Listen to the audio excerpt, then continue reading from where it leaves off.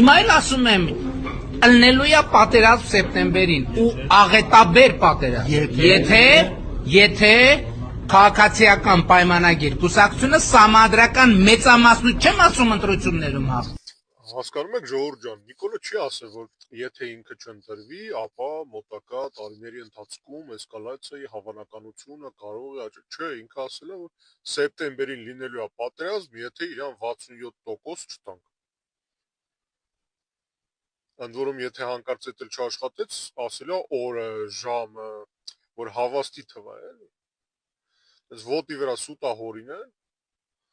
մետրոյի դրվագից հետո ու այդ ստով շանտաժ անում։ Դորում առաջին անգամը չի անշուշտ, ինքը իր ամբողջ կյանքի կրեդոն շանտաժն է եղել։ Թե ընդդիմություն եղած ժամանակ, թե իշխանության գալուց, թե իշխանություն գալուց հետո 2018 թվին հիշում եք, ասում էր, եթե ես չլինեմ վարչապետ, Հայաստանը վարչապետ չի ունենալու։ Ըստ էության նույն բանն էր ասում, ինչ որ հիմա ասում է, եթե ես իշխանության չլինեմ, Ադրբեջանը հարձակվելի է։ 21 թվի ընտրություններին, եթե ինչ չտակ, երկաթյա, պողպատյա մանդատ, նախկինները գալու են եւ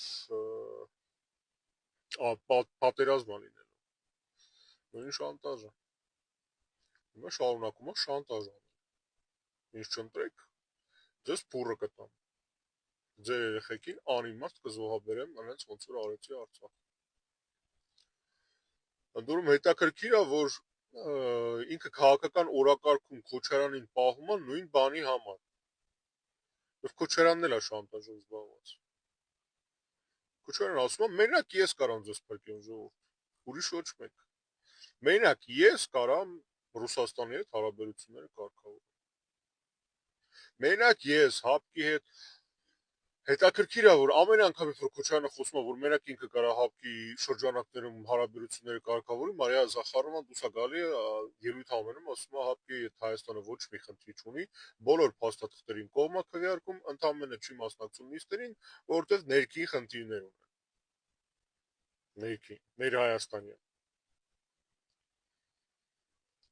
Քոչարյանն ասում է, մենակ ես կարամ ԵԱՏՄ-ի հետ կապված ճգնաժամային իրավիճակները ամեն անգամ ավերջուկը գալիս է Հայաստան, ասում է, ախպեր Հայաստանը ՀԱՊԿ-ի հետ ոչ մի խնդիր չունի, ամեն ինչ փայլուն է։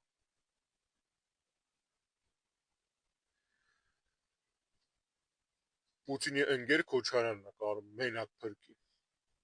21 թվին հիշում եք առաջինը, ով շնորհավորեց Նիկոլ Փաշինյանին ընտրություններից ժամեր անց։ Ռուսաստանն էր։ Երկու շանտաժիստ, երկու խաբեբա։ Մեկը շանտաժ անում, որ մնա իշխանության, մյուսը շանտաժ անում, որ մնա ընդդիմության ղեկավար։ Այդքան բան։